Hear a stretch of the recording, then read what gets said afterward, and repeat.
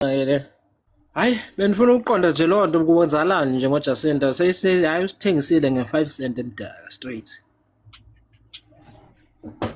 Asekhaya hayi akasithengisanga nix uzithengisile yena akulingasifake kuloo nto thina ngaxesha lakhe thina uthengise ngesiqu sakhe uJacinta i-depression izamtyanye yedwa ngoba asizumyeka njengoba ne-AfriForum leyo singazuyiyeka ngeke si-accept ikaka ye-AfriForum thina apha. Strategy pre-1994 they were using inkatha to divide. Theirs is to divide and rule.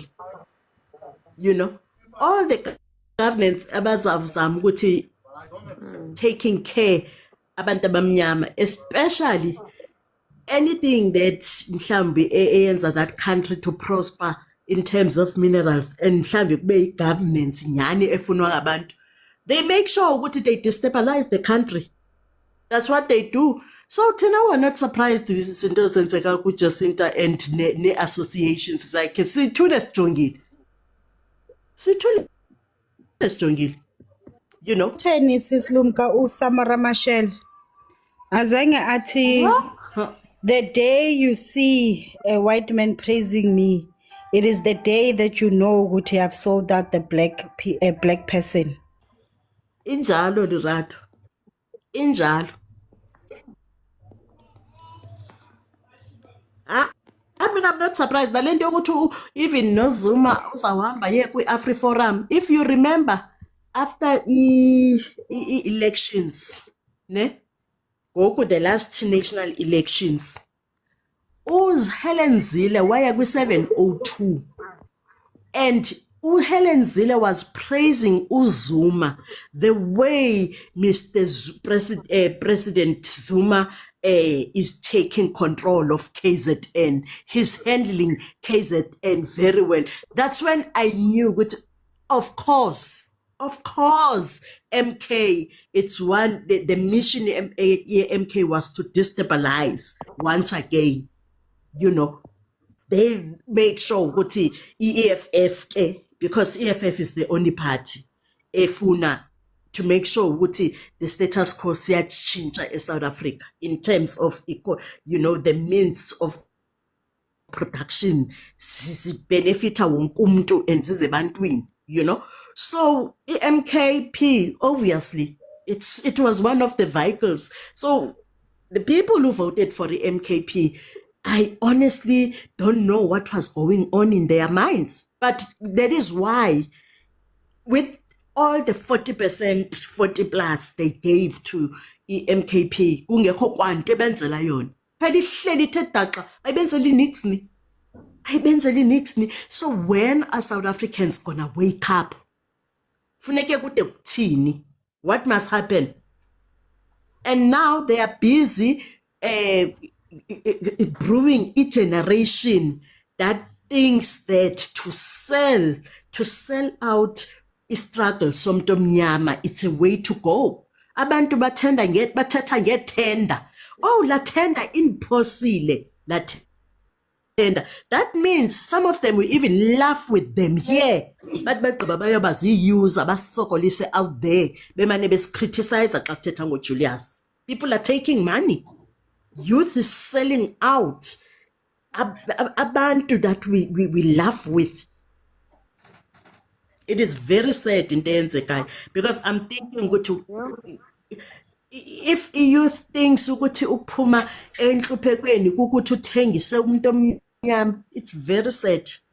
Umalema is our only hope. EFF is our only hope. Abantu bangaqinisa intamo baqinisa inhloko, but EFF is the only hope mabethuna. They've got this. I-leadership ready. Bonke abantu bayayazi loo nto. Yabona Omi, EFF, but this is the year of victory or death.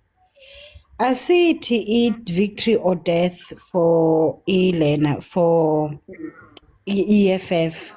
It's victory or death for South Africa. And by the look of things, abantu, they want to make sure that there's a death of this country. And these are the people who are pretending ukuthi they are for us as South Africans, whereas they are not for Lerato. South Africa. So this is the Sorry, death. Njoka. If South Uyabona wena, Africans, that's the part I think I love about this whole thing. But this is the year of victory or death.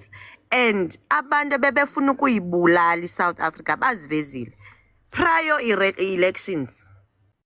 So naba bebecinga fancy but those people are for them. But bayibonile. That is why ndisithi uyabona bona bazoluza uzawubona. Abantu bayabona ngoku. Bayabona.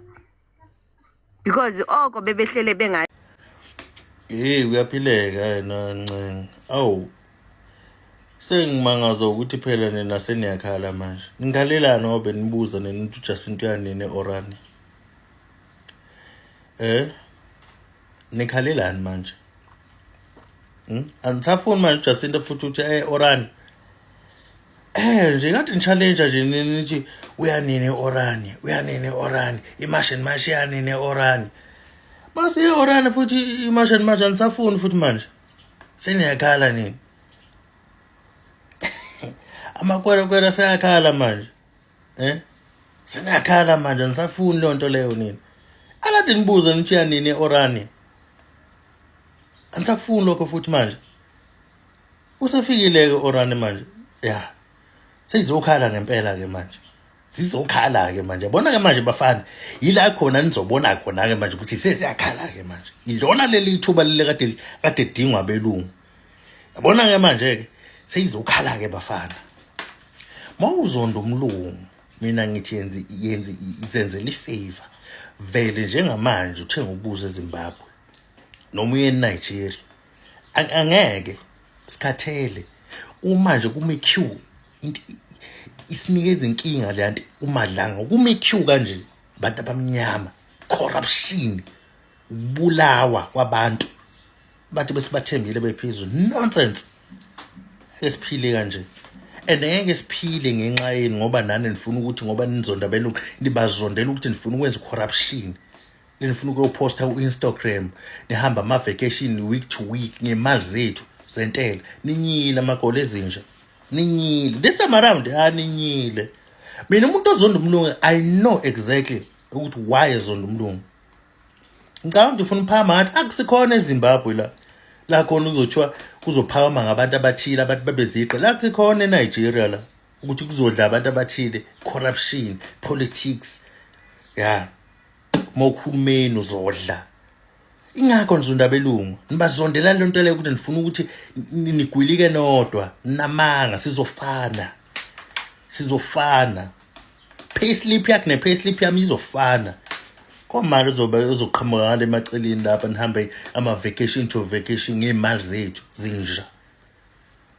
Phelina indawo zokucasha. Ngiyabonga mina Jacinta ukuthi uhlangana neAfriForum. Ngiyazi ukuthi lezi zinja zonke zama foreign egcwele la emanyuvesi zizophuma. Yabona nje iFF yakhala. uJacinta sashilo umali niyazi ukuthi njengamanje sekuyiphi level. iFF yazi kahle sekuyiphi level njengamanje. Zizokhala. Ade nibukela phansi imash and mash ethi hawo le imlilo amaphepha izophela. Lutho bafana, lutho. Ayiphelike. Uzonyiwe. Umuntu ozonda imash and mash noma umuntu osedoubt imash and mash njengamanje ngoba uSisiJacinta sehamba oxhumana neAfriForum kulungile phela. Hamba kulokho ngeke uzukudoubt. Yabo thina ngoba sibuka ngeselikude likamoya hayi lenyama. Thina siyabona thina. Konke lokho thina okwenzakala siyazi ukuthi egcineni sizowina. Lo mhlaba uzobuya. And wena mawuzonda umlungu namanje ngisasho. Hamba uyothenga ubuzo eZimbabwe noma ko Nigeria noma ko Mozambique. Uhlale khona. Usuke emfuthu la khona ogcina khona unengcindezi ukuthi uzonda umuntu ukuthi uhlala naye. Thina belungu ngasibazondi. amabhoni futhi asiwazondi. Angeke ngizonda umuntu mina ekugcineni engamzondela ukuthi wakhanda yonke lento mina ngoba ngila eThekwini nje aligi ibhilidi angalibona likhandwa i-ANC 30 years and neminye iminyaka njengamanje i-ANC yazikhandela aligi ngisho lodwa ibhilidi walikhanda u-ANC likho ngisho lodwa bese ungitshela wena ukuthi hayi uzonda umlungu umzonde wedwa umlungu mfowethu mzonde nje wedwa umlungu futhi into emini engixakayo yinina kakhulu enikhuluma isingisi sabelungu awuyikhulumi language yakho ukhuluma isingisi kodwa futhi uzonda umlungu bazondeni bodwa belungu bafowethu baze nje nodwa futhi nenze ifavor uma nizonda abelungu nenze sure bafuthi ukuthi niyothenga ibuzo koZimbabwe ngoba angeke vele sizwe ngane futhi angeke thina sixosha abelungu futhi angeke silwe nabelungu kohlwana asiyona phela thina eZimbabwe cha ukuthi ngama Nigeria siyabhayiza asibhayizi thina asisoze futhi siyabhayiza kohlwana nje wena mawudoubt imatch and match njengamanje mfowethu uzenzela ifavor phuma kwimatch and match uye la khona ubona khona ukuthi awudoubt awunama doubt khona thina sayaqhubeka sazomasha sibambile futhi silinda ukuthi Sister Jacinta asinikeze ukuthi kwenzakalani kuzokwenzakala njengamanje siyabonga ukhohlisana yabona le iukhohlisana okwangempela leyo ukuthi sifuna ukubuyisa izwe sifuna ukubuyisa izwe likuphi izwe likobani izwe leliphi lelizwe esikhohlisana ngalo sithi thina siyalivikela ngoba izwe alikho kuthina izwe alikho futhi abantu base-Afrika ngeke bathathe izwe ngoba if bethatha izwe bobe balithatha kubelungu kubantu abagcine izwe abantu abasikontrolayo ezweni lethu but ukuthi thina sinezwe asinalo thina izwe kukhohlisana nje lokho ukuthi sivikele izwe liphi izwe silivikelayo thina ngoba izwe alikho kuthina even amakhosi awana say kwizwe elikhona njengamanje alawulwa political alawulwa ongcwankulu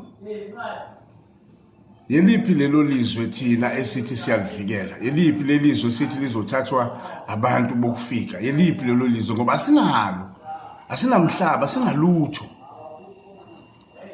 yabo yeliphi lelo lizwe sikhohlisana lokho kwangempela ukuthi uzocabanga ukuthi kuzothatha izwe nivikele izwe livikela liphi lizwe nivikele imqasho nivikele imjondolo nithi nivikele izwe nivikele imjondolo niyahamba niye emadolobheni niyoxosha abantu abadayisayo emadolobheni ngoba nithi nivikele izwe mabavale izitolo bazivale emadolobheni izitolo zabo abantu abadayisa lapha emadolobheni and then kushiyeka aboSpar noShoprite who owns those usho ukuthi nina nixosha abantu abamnyama ukuthi mabangavuli kulama supermarket kushiyeke ama supermarkets amakhulu oSpar oShoprite namanye ngoba naba owner lo supermarket kusho ukuthi nisebenzela belungu kodwa nibe nithi nivikele izwe abantu abasha they are the one who have to understand the situation now ngoba thina sibadala sizofa siphuma namazinyo sizohamba emhlabeni sishiya bona yini kanti lebayigraduate la abantu abasha yini lebayifundayo abantu abasha ngezwe labo ezikoleni bayelana ezikoleni bayela ukuyocela imisebenzi nothi kulwela izwe labo elikubelungu babe berodwa abantu abangazange balibhade esikoleni bebatshela ukuthi bafuna ukubuyisa izwe bethi babuyisa izwe ngokushaya abantu abamnyama kodwa izwe lingekho kubantu abamnyama sikhohliselanani bantu abasha waye ningavuka emaqandeni because la makhehla la ayithi ayikho into azoniphathela noma ngaba ningavuki nina niyizilwele ezweni lenu and ayikho enye inhlangano ebhekelela abantu abamnyama ukudlula iEFF yini le ningayizwa abantu abasha ngeEFF ningayivoteli ngomlinzi benu ngoba yinini enibaningi thina siyayifela nje singamakhehle afuna udumo singamakhehle nje ayifunela ukuzidlela nina nine future ahead why bantu abasha ningavoteli iEFF niyifake emandleni ngoba i-future yenu ayikho iparty ebhekelela i-future njenge-EFF. Wena ngayivoteli bantu angikhulumi nani midodove efana nami le mdodove ngosomathuba njengami efuna amathuba ngikhuluma nabantu abasha la ukuthi ni graduate nifundile na esikoleni ema-university anisaboni ukuthi emhlabeni kwenzakalani. You have been poisoned nani emqondweni nilibeka phezulu.